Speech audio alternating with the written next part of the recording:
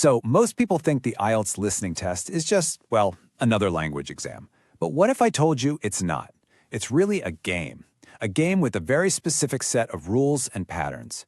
And like any game, you can absolutely win, but you've got to know the strategy.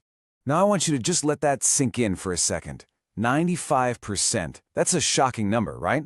But it points to a really important truth. See, the students who get a top score, a band 9, they don't have some kind of magic level English. No way. They just understand the game. They figured out the system, while almost everyone else is stuck just practicing the same wrong things over and over again. So, let's think of this test like it's a dragon you have to slay. And this dragon? It has weaknesses. It has predictable attacks. It has hidden vulnerabilities. And in this explainer, we're not just giving you a rusty sword. Oh no. We are handing you the map, the magic shield. We're literally giving you the cheat codes. Okay, first things first. To win any game, you have to know your opponent. And for us, that means we need to break down the test format itself.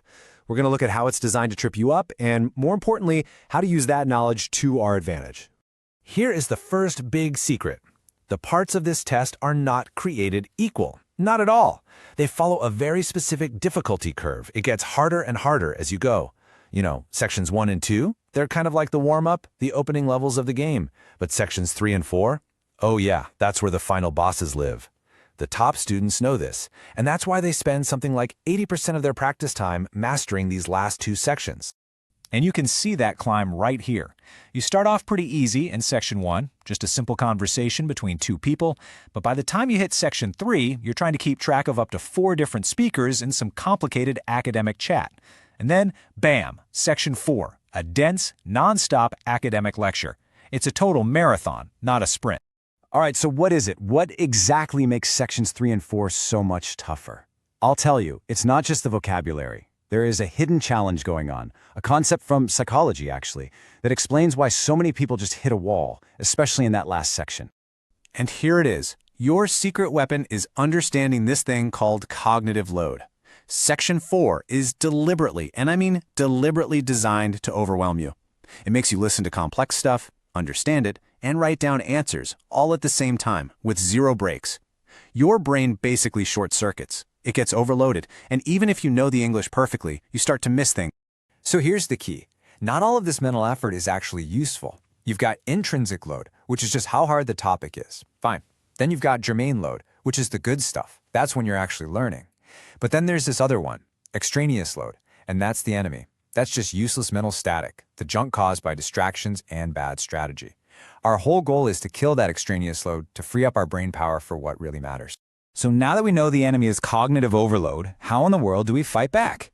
Well, welcome to your training montage. We are going to equip you with 3 core strategies to slash that useless mental load and get laser focused. The battle actually begins before you even hear a single word of audio. You get about 30 seconds to look at the questions for the next section. People, this time is pure gold. Do not waste it.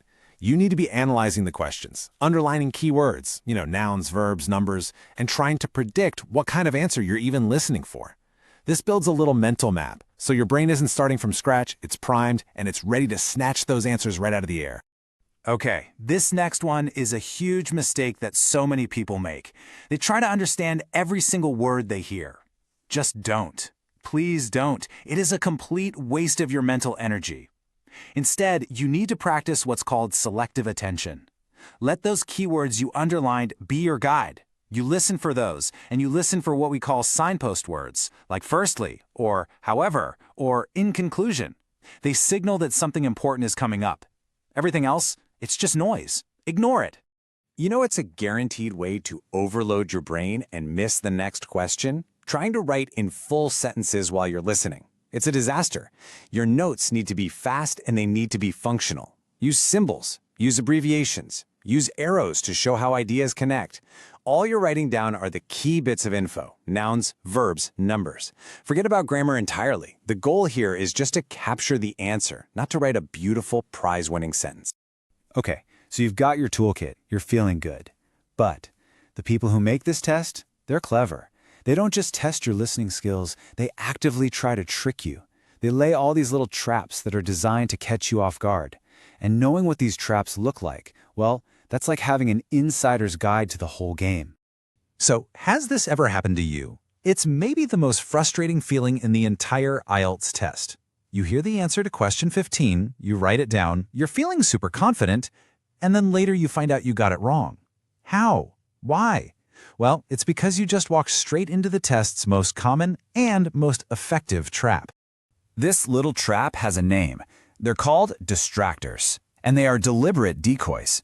The test will give you a piece of information that sounds totally correct. It might even use the exact key words from the question, but it's all designed to mislead you. Honestly, being able to spot a distractor is what separates a pretty good score from a truly great one. And the number one most common distractor is the self-correction. It's so sneaky. The speaker will say one thing and then immediately change it. They'll say, "The meeting is on Thursday." And you, being a good student, quickly write Thursday. Actually, you know what? Let's make that Friday. The real answer came second. They're literally testing to see if you are listening all the way through or if you just jumped on the first thing you heard. So how do you defend yourself against this? It's actually pretty simple. You train your ear to listen for the trigger words. The moment you hear words like actually or sorry or I mean or no wait, a little red flag should pop up in your brain. That's the signal. It tells you a correction is coming and the real answer is about to drop. And now, for the final piece of this puzzle. You can have all the best strategies in the world, but this listening test is a 30-minute endurance event. If your focus breaks after 15 minutes, your score is going to plummet. You have to build up your mental stamina. Think about it. You would never just show up and run a marathon without training, would you? Of course not. The exact same logic applies here. Use what I call the marathon method. Start small. In your first week, just aim for 5 minutes of solid, unbroken focus. Then the next week, push it to 10. You gradually increase it week by week. You're building your listening muscle over time so that on test day, 30 minutes of intense concentration feels like a breeze, while everyone else is completely exhausted. Okay, and now for the ultimate secret. This is the thing that ties it all together. The English that you hear on the IELTS test, it's kind of artificial. It's way slower, it's clearer, and it's much more structured than English in the real world. You know, speakers pronounce every little sound perfectly, they pause between their ideas. Real life is just not like that, and we can totally exploit this difference. It all comes down to the train hard, fight easy principle.